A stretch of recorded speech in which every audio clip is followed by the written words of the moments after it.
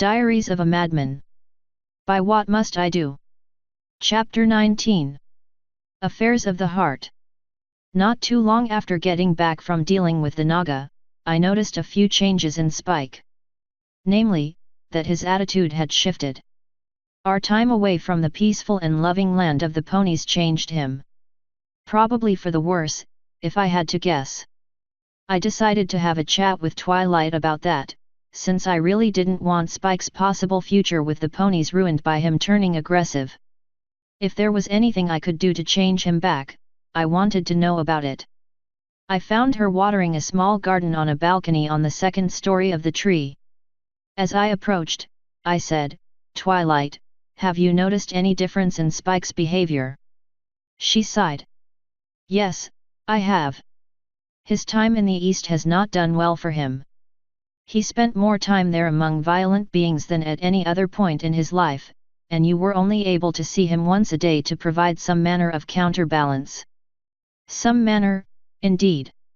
I was one of the few people in that camp not itching to kill enemy soldiers.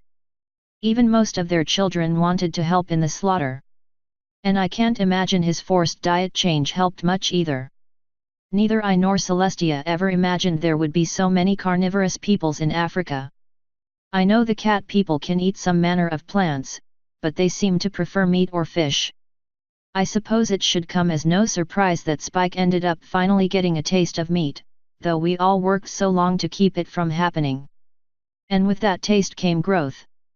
He wasn't nearly as tall as I was, yes, but he had grown around a foot since we left for Africa. I'm surprised all it took for that was meat. He would have grown slower if he hadn't started eating that. But with that diet came more exercise and a warmer climate and more aggression in the air. Dragons are magical beings, and their growth depends on a lot of factors. Aggression is one of them. The more anger and hate in an area, the faster they'll grow. So where does that put us now? He went from here to Africa to here again, and now that he's had a taste of meat, that's all he seems to want, unless he can find gemstones instead. I still get some supplies from Luna and what I can get when I hunt, but that isn't nearly enough to feed someone for every meal. And I need that, too. Well, Spike living with me never was a permanent thing. He is above all a dragon, and that means he won't always be content as a helper, little more than a servant, even if he is serving in friendship rather than in bondage. You have to admit, having a tame, fully grown dragon around would be absolutely kick-ass. I mean, if I could ride him and return home, I could easily convert half the world to thinking I was a god. Yes, in your warlike world, it would be neat, but here it would just be a hindrance. Dragons are a lot bigger than ponies, as I'm sure you can imagine. Where would we get the food to keep him full? And where would he live? I know it's impractical, but man. I have this picture in my head now of me riding into Washington, D.C. astride a huge, majestic dragon, my wings fully outspread and a sword held high above my head, proclaiming that spot the new Mecca of the world, where I would rule humanity as a god emperor. You have an overactive imagination. If you have any ideas of how to deal with the real situation we have, I'm open to suggestions. I sighed and shook the thought from my head. At his current pony-driven growth rate, how long do we have until he is unsustainable? Oh, at a pony-driven rate, there's no chance he'll become a problem in my lifetime. Dragons live for thousands and thousands of years. I don't even know the last time one actually died of old age. Their natural childhoods last over 200 years, or at least their childhood how you or I would define it. But I imagine his time in the East cut anywhere from 20 to 40 years off that, and that was just in 8 months. If anything like that were to happen again, there's no telling how much time we'll lose, especially since he's now open to the idea of such a thing instead of fighting it. And you don't think him being around me is perhaps accelerating his growth? Not usually, no. You are violent occasionally, yes, but it is rarely an angry violence or an aggressive one. You are violent generally out of necessity, or at least when you think it is necessary. There is rarely any passion behind it.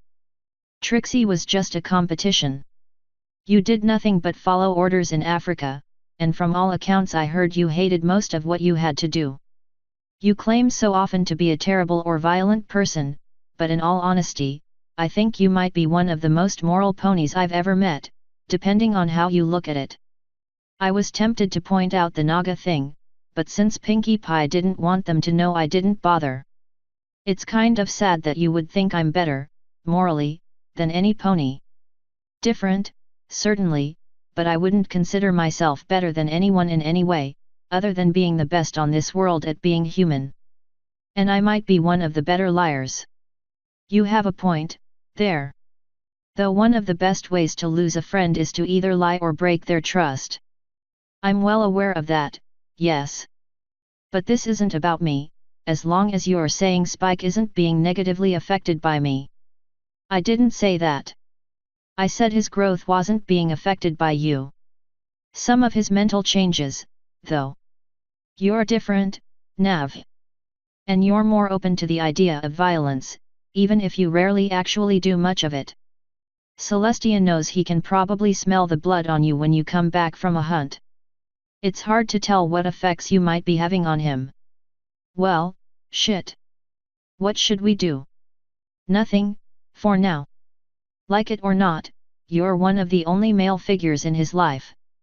To that end, he's going to be getting some tendencies from you, no matter what happens. And we can see if his attitude will start returning to normal, now that he's back home and away from most of the darkness we left behind. A little too far away from the Congo to be speaking of the heart of darkness. Your call. If you wake up one day to find yourself missing a haunch and find Spike smacking his lips nearby, don't come crying to me. No, he'd probably go after Pinkie Pie instead. With all the sweets she eats, she would probably taste much better. Speaking of people changing, Pinkie Pie has definitely gotten a lot saner since we left. Maybe when she was talking to you, but as far as I could tell she was the same as she always was. Maybe her insanity is just spreading over to me. Or maybe after so much time spent among the insane in Africa, I got better at automatically translating her garbage speak into English. I wouldn't be surprised at either. Notice any changes about the rest of them? Fluttershy is more assertive and less cowardly, though I'm sure you noticed that. I haven't spent much time with the others yet, not as individuals. Fluttershy was never cowardly, she was just, well, okay, fair enough. I wonder what happened here that made them just change like that. People change, I answered with a shrug. It happens. Spend 8 months away, you shouldn't come back expecting them to be the same. I know. But at least we probably won't be going away like that again for some time. Thank God for that, I said with a nod. I don't know if I could survive another trip like that. The rest of the day was spent chilling. It was pretty rad, after all the crap I had been through recently, to just rest and contemplate. I take a lot of walks, if you haven't realized that already.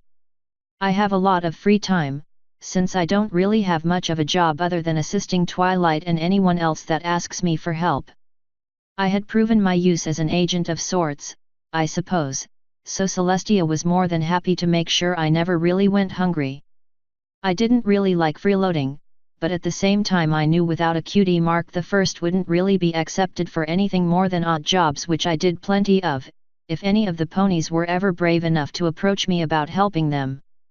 Anyway, that's a lot of build-up for saying I was walking in the park in late fall, thinking about something to do and trying to escape the cold through the labor of putting one foot in front of the other. I was bundled up in the warmest clothes friendship and repressed guilt can buy.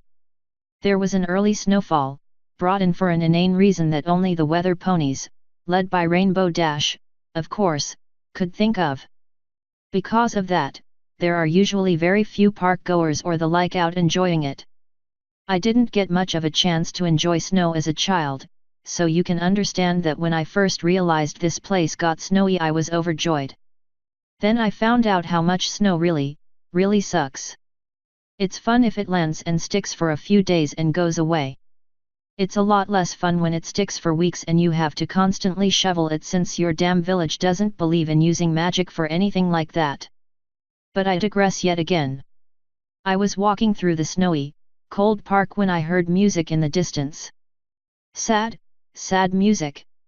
It sounded rather familiar, so I made my way to it. I crested a mound of snow that I recognized as a bench in warmer months and found Lyra sitting under her tree, playing a sad song she played the first time I met her. It looked like she had been crying.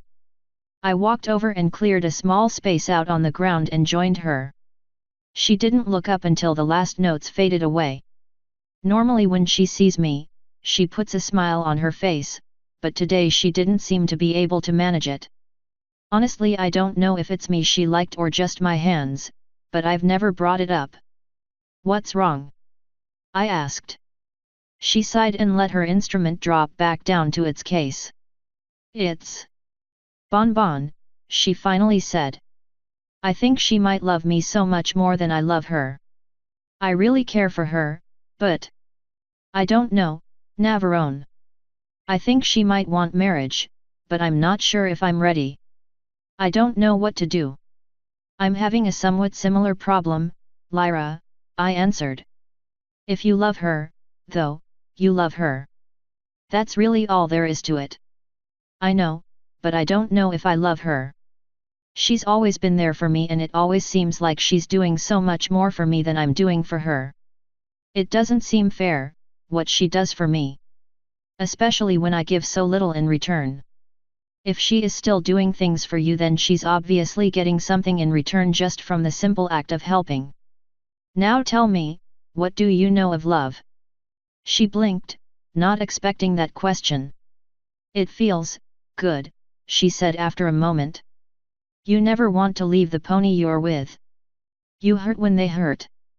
If things go sour, you care more about patching it up than you do about placing blame. She gave a shuddering sigh. I answered her sigh with one of my own as I yet again dredged that old quote up from memory, love is patient, love is kind. It does not envy, it does not boast, it is not proud. It does not dishonor others, it is not self-seeking, it is not easily angered, it keeps no record of wrongs. Love does not delight in evil but rejoices with the truth. It always protects, always trusts, always hopes, always perseveres. Maybe I should make a list of good quotes from my world and keep it around for reference. She nodded slowly. That sounds like Bonbon. But I don't know if it sounds like me. I can't help you there, my friend. I have seen you two together and I know you're happy together, but beyond that, I don't know. I have no idea what your home life is like. Though I also don't know what a typical pony home life is like, so I guess that's not really any different. The only advice I can give you is to not feel pressured into getting married before you're ready because you feel like you owe Bonbon for being there for you. Down that road lies pain and resentment. So what do you suggest I do? I don't really know, I answered. As I said, I have the same problem. I personally suggest talking to her. I know that it can't be an easy subject, but it is usually better to have such things out in the open rather than leaving them to fester inside of you. You'll have to make your own decision as to whether or not to do that, though. I know I would have a very, very hard time doing it, and would rather come to grips with it myself rather than risking their feelings by bringing it up. Even though I know that's a bad idea, of course. She gave me a small smile at that. Stubborn, Navarone. I shrugged. I'm bad at taking advice. Either way, though, I hope you'll do what will make you happy, because in the long run that's what will make Bonbon happy. Oh, and don't tell her any of this advice was mine unless it works out for the best. She seems like the clingy jealous type, and might try to hurt me if it goes sour for her in the short run. I got a full smile for that. She always was jealous of you, Nav, she admitted. She doesn't have fingers like you do. I held up my hand and slipped my glove off. Why would she be jealous? I asked, flexing my fingers. Sure, having fingers makes me better than most ponies, but I'm sure she has some manner of redeeming qualities. The way I said it made it obvious that it was a joke. She giggled. She's jealous because of what you told me the first day we met. How having fingers makes things so easy to stroke. Oh. Ew. She's mad that she can't touch me like you can. Welp, this just got really uncomfortable. There's a spell that turns humans into ponies and ponies into humans, I said. She perked up immediately. It's incredibly hard to cast if you have a cutie mark, though. She drooped a bit. Only to perk up enough to ask, is Twilight strong enough to cast it? I don't think so. I think she's strong enough to turn me into a pony, but I don't think she can turn an adult pony into a human. Celestia or Luna could, but good luck convincing them to. And trust me when I say the change is so jarring that you would probably be too disoriented to enjoy it much. She rolled her eyes. How bad could it be? I described the problems Twilight and I had adjusting to different bodies. When I finished, she shrugged. I could get over it, if it meant having fingers. Especially if I still had magic. Her horn glowed and I felt my hands go rigid. I don't suppose you'd mind if I played with yours again, she asked. Just be careful, I answered. Don't do anything with them that I wouldn't do if I was controlling them. She gave a look of what I thought might have been disappointment before jerking me closer. She spun around and ran my fingers through her mane. Then my hands went to her back. And then they went to her flank.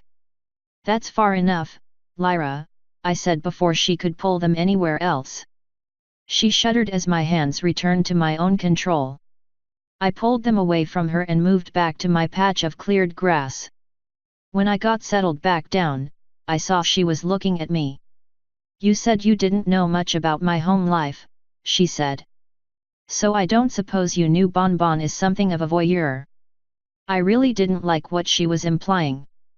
I didn't know that, I answered. It seems odd to me that a jealous girl would be happy watching someone else have sex with you, though. I thought the same thing when I found out, she said. We had a bit of a talk about it, though. It seems she gets off to the feeling of protection it instills in her. That's really creepy. And it might be a lie. I don't want to hurt her feelings, but if it comes down to it I'll straight up tell her no. That's strange, but I suppose to each their own. I don't really know why you feel like telling me that, though. She smiled. Relax, Nav. You already made your point clear. I'm disappointed but I understand. That was just a warning on the off chance you run into me having sex in a public place and think I'm cheating on her because of the conversation we just had. I let out a sigh of relief. I'll remember that, then. So there actually are reasonable women on this planet. Her horn glowed as she picked up her instrument again. I still don't feel perfect about my love life, but I do feel a bit better now. Would you care to hear me play some more?